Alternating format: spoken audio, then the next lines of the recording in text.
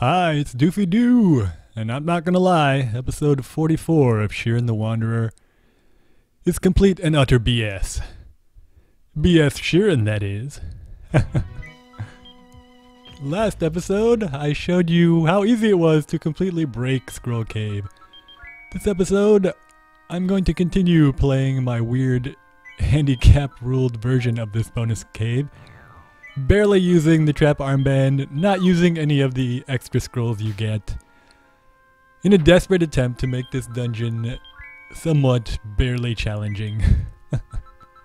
If you really do want to make this bonus dungeon challenging, just don't let yourself take off the trap armband.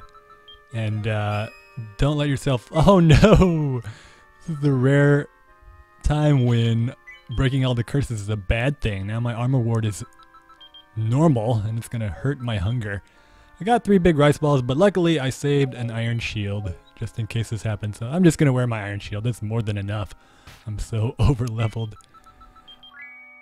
But yeah, force yourself to leave the trap armband on and don't let yourself level up rice changers, and suddenly this bonus dungeon actually becomes somewhat of a challenge.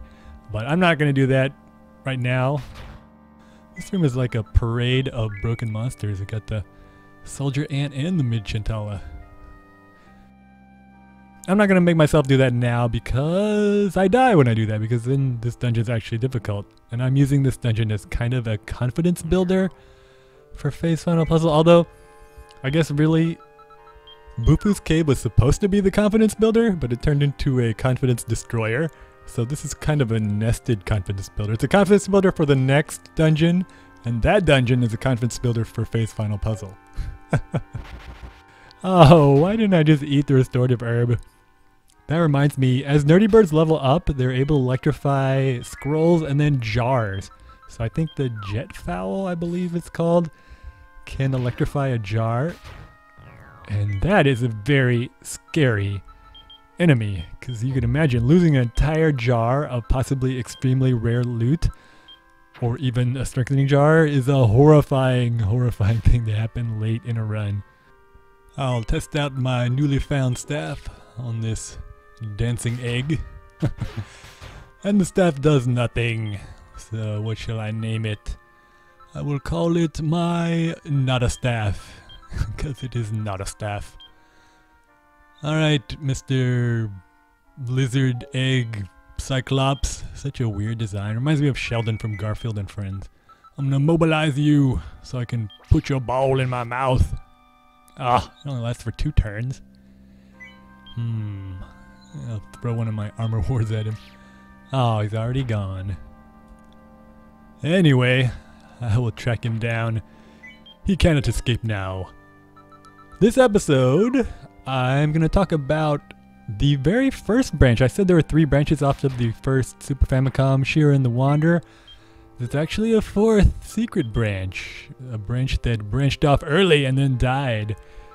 And I am speaking of course, the Satellaview Shiren the Wanderer. Also known as BS Shiren. BS standing for Broadcast Satellite. Most people know about the Satellaview add-on to the Super Famicom. It was just a satellite modem, a joint venture between Nintendo and Saint Giga, which was a satellite radio company. You had to have a BS tuner to convert the radio signals from satellite into data. And you also had to have the Satellaview add-on to your Super Famicom. And you would tune in almost like you were tuning into TV shows at a certain time of the day to receive the broadcast of these games. And the games were broadcast in big chunks. It was scheduled. The interface for the Satellaview was kind of weird. It was almost like a mini game. You're running around like a little town, and you'd go to certain buildings in the town to download certain games. And you download them on these rewritable 8 meg carts that you put into the Super Famicom cartridge slot. Sega had already experimented with a similar system called Sega Netlink that did make it over to the US. It was called the Sega Channel. I remember the ads on TV. But unfortunately, the Satellaview never made it to the US. Most people know about it because of the Zelda Satellaview games. A lot of people have played ROMs of the BS Zelda games based on A Link to the Past, or the Satellaview remake of the NES Zelda. Several NES games were remade for the Satellaview with slightly better graphics, usually using the weird Satellaview mascots as the main characters. I knew about the Satellaview not from the BS Zelda games like everyone else, but from the BS F-Zero games. I was a huge fan of F-Zero. I still consider F-Zero GX to be my favorite racing game of all time. F-Zero X for the Nintendo 64 is one of the few games I imported on the Nintendo 64. I think the other one was Sin and Punishment. I did not own a Nintendo 64 DD with the expansion kit and the course editor. I wanted one so badly, but here's another new scroll, Scroll of Explosion. I wanted one badly, but I couldn't, and now I am exploding.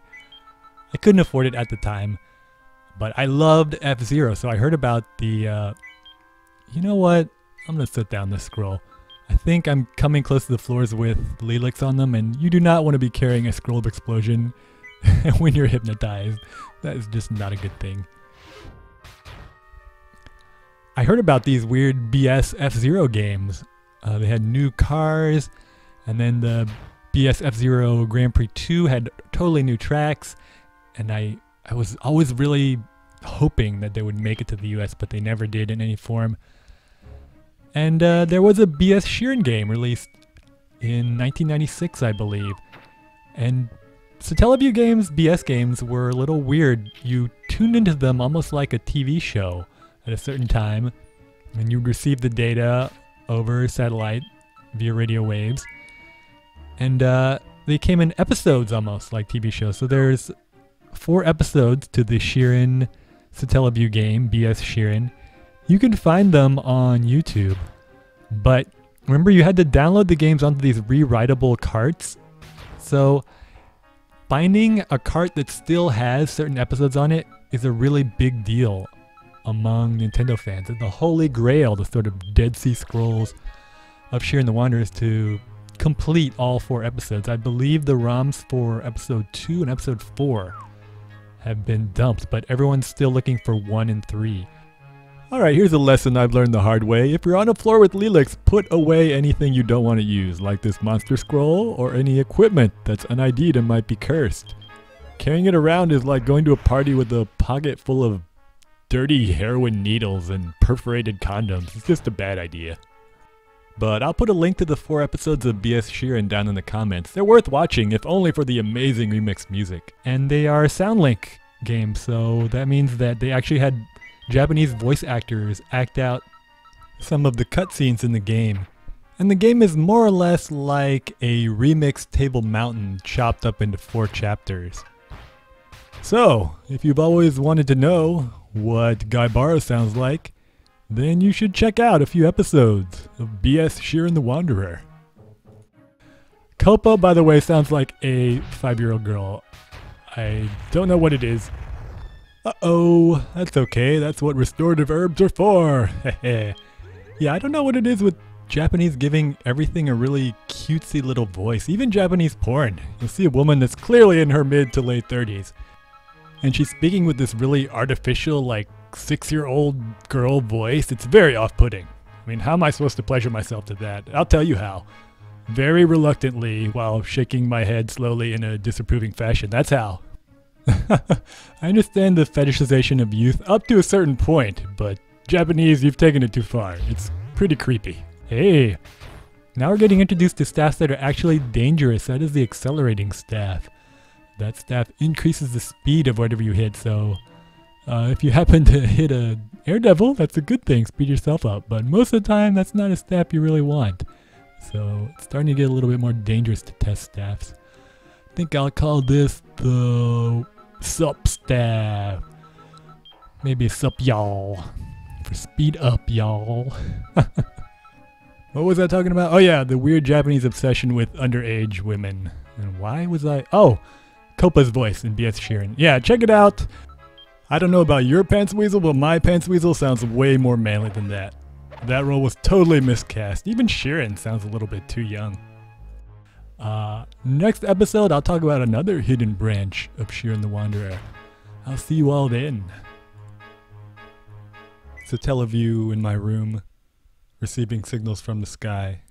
It's no wonder. Satellaview, you were abandoned so soon. So expensive and slow. Still, your ROMs are worth finding and playing. I mean, how am I supposed to pleasure myself to that? I'll tell you how.